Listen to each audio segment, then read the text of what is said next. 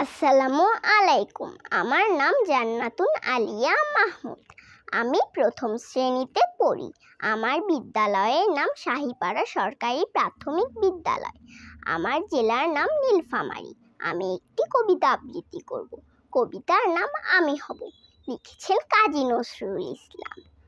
আমি হব সকাল বেলার পাখি, সবার আগে কুসুম বাগে উঠবো আমি ডাকি। সূর্যি মামা জাগার আগে উঠবো আমি জেগে। হয়নি সকাল ঘুমো এখন, মা বলবেন রেগে। বলবো আমি আলসে মেয়ে, ঘুমিয়ে তুমি থাকো।